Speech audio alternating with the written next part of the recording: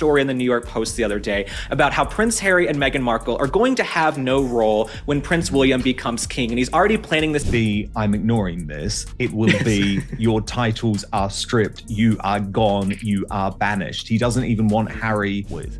It's Harry, Meghan, Archie, and Lily too. And he wants his father to be tougher.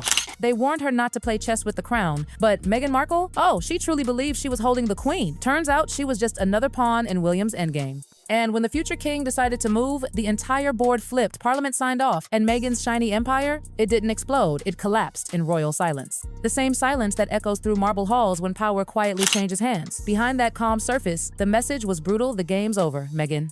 You wanted to rewrite the rules, but the monarchy just reminded everyone who invented them. Royals who we love. And my audience knows, even if I don't get the names right all the time, or I don't say the perfect thing, I have such reverence for the monarchy, and I love the queen, and I love everyone. So now let's talk about what's really happening inside Buckingham Palace, because this isn't just another headline. This is a slow-burning power shift that's been simmering for months. And now, the temperature's reached boiling point. Meghan Markle, she didn't even see it coming. But those within the palace walls, the courtiers, the old guards, the whisperers, they all say it was inevitable. They saw the tension rising like storm clouds, the modern duchess trying to play Hollywood chess with an ancient institution built on centuries of quiet revenge. It's that kind of royal friction that sparks when two kings, one reigning, one rising, stop seeing the world through the same eyes. King Charles still believes in conversations and reconciliations, but Prince William? He believes in corrections, and that single difference is what just shattered Meghan's empire. For years, Charles tried to keep the family glued together with patience and polite talks. He's the king who writes long, heartfelt letters, who calls instead of condemns, who thinks forgiveness can save face. But William, oh William, sees that kindness as a weakness. Every time his father forgave, another scandal followed, another Netflix show, another book dragging their name through the mud. To William, it wasn't compassion anymore, it was corrosion. Charles wanted peace. William wanted preservation. And when those two visions clashed, the first casualty wasn't the crown, it was the outsiders. They are not going to have roles. He's just not mentioning them at all. There's just a moratorium on them. Tell me what you think is going to happen when Prince William ascends and takes the throne. Oh no, it will be. One palace insider put it best. Charles believes in tea and talks. William believes in lawyers and lines. That one line said it all. What started as a generational disagreement turned into a full-scale rift. Sources even whisper about one tense meeting where Charles, voice cracking with exhaustion, murmured, "Remember Mercy?" And William's reply, "Chillin'. Mercy is what got us here." That moment changed everything. It wasn't just a son standing up to his father, it was the heir telling the monarch, "Step aside, it's time to clean house." That line cut deeper than any crown jewel. It wasn't said in rage, it was said with resolve. William's not here to mend fences anymore. He's building fortresses. To him, every open arm is a potential threat. Where Charles sees family, William sees vulnerability. Where Charles preaches grace, William demands grit. Those close to the palace whisper that William's done playing heir, he's acting king. And in his playbook, emotion is liability, duty is survival. Behind those gilded doors, father and son may share blood, but their futures couldn't look more different. And Meghan, she just happened to stand right in the middle of their battlefield. While we've never heard it's a death sentence, certainly a cancer diagnosis really puts things in perspective for a life. And it's so cruel because, he's only... William's next move wasn't emotional, it was architectural. He wasn't just reacting to chaos, he was redesigning the entire royal system. Insiders say his private circle, a secretive blend of strategists, legal minds, and historians, started drafting what they called a parliamentary alignment, a polite phrase hiding a ruthless ambition. To give the next monarch him the right to decide who counts as royal. No votes, no debates, no noise, just a single royal decree. Translation? When William takes the throne, he alone decides who's in and who's out. And guess who sits at the very center of that blueprint? Meghan and Harry, the couple who turned royalty into celebrity and, in William's eyes, diluted the crown's meaning. Sources close to the palace insist this isn't about revenge. It's about brand protection. William believes the crown has been stretched too thin, too many people cashing in on its prestige while living far from its purpose. He's reportedly told aides, the crown must be exclusive to survive. He doesn't want drama, he wants discipline. He doesn't want influencers in tiaras, he wants soldiers of duty. So he began designing a monarchy that's sleek, controlled, and utterly professional. No emotion, no overcrowding, definitely no Hollywood. To the public, it'll look like reform. In reality, it's a reset, a power consolidation disguised as modernization. And his sharpest weapon? 2 centuries-old words that sound harmless. Letters patent. That antique phrase is pure dynamite.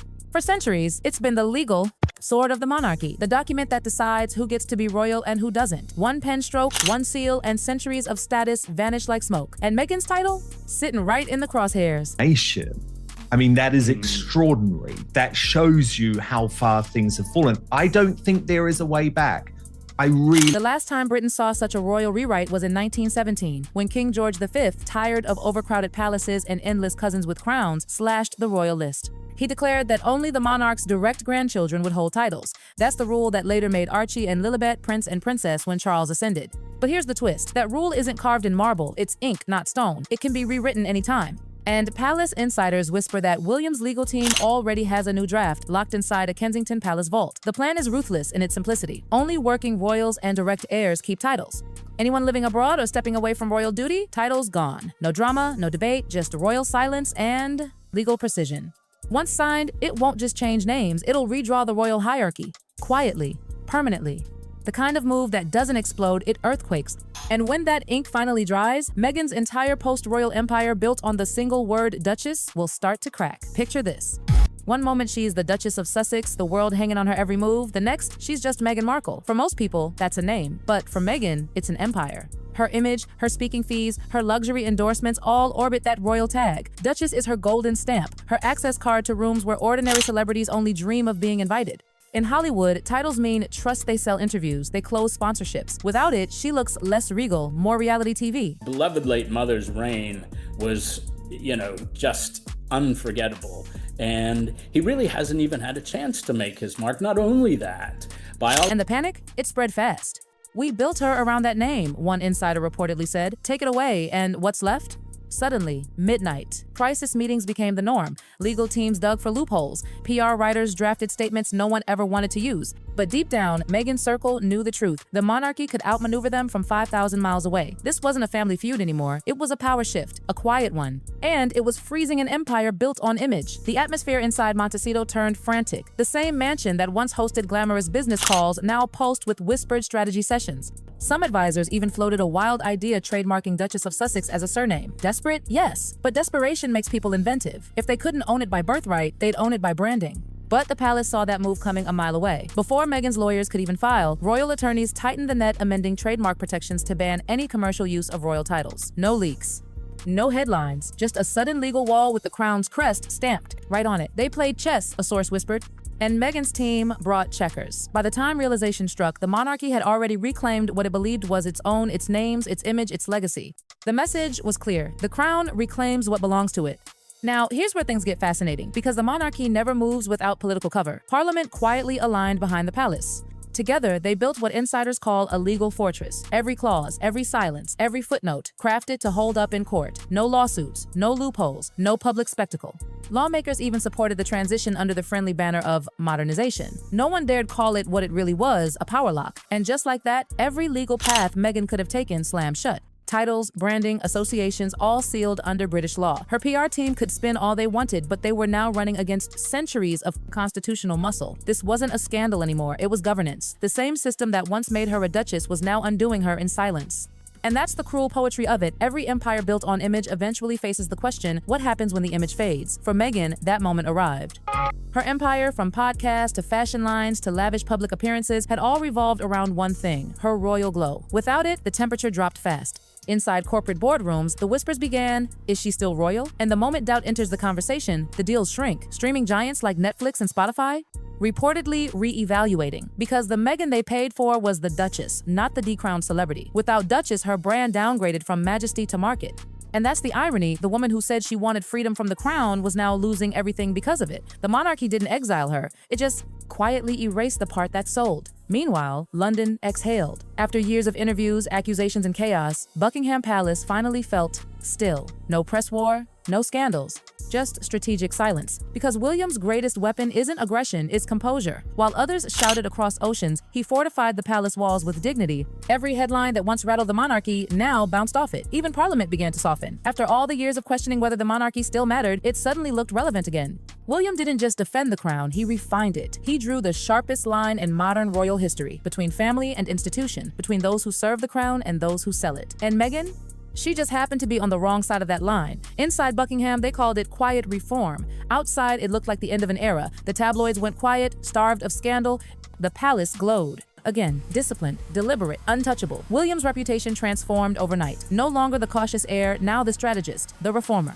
The man who modernized monarchy without saying a word. He didn't exile anyone, he didn't threaten, he simply rewrote the rules. And, under his guidance, the crown looked less like a family business and more like an institution of power. Titles became duty, not decoration. Appearances became service, not sponsorship. His message? If you're not working for the crown, you're not wearing it. Royal insiders say William's private motto became dignity over drama. And it worked. The monarchy's image sharpened, its authority solidified. Even skeptics who once mocked it as outdated started admitting the crown had its sparkle back. William didn't preserve the monarchy out of nostalgia. He re-engineered it for survival. Meanwhile, in Montecito, silence grew heavy. Meghan's team could feel it that slow, unraveling you can't post your way out of. The power she borrowed through that royal title was slipping back to its rightful owner. She had built her empire on the idea of modern royalty, a duchess who could exist on her own terms. But Hollywood runs on relevance. The crown runs on permanence. One fades, the other endures. Now, doors that once opened with ease required explanations. Invitations that once overflowed her calendar suddenly couldn't fit this quarter. The Duchess' glow dimming. She could still speak, still shine, but without the crown's reflection, the light felt smaller. And that's the genius and the cruelty of William's plan. He didn't have to fight her. He didn't even have to name her. He just adjusted the system until her relevance dissolved on its own. No confrontation, just consequence. Inside the palace, victory didn't roar. It whispered.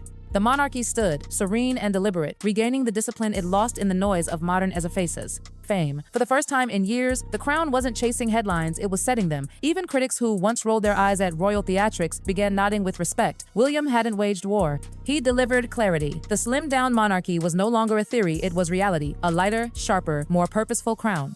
And across the ocean in Montecito's sunshine, that silence lingered like a shadow. Meghan could feel it. That quiet, unspoken message from London that echoed louder than any statement, the crown doesn't compete. It endures. And just like that, the story that began with a fairy tale wedding ends with a royal whisper.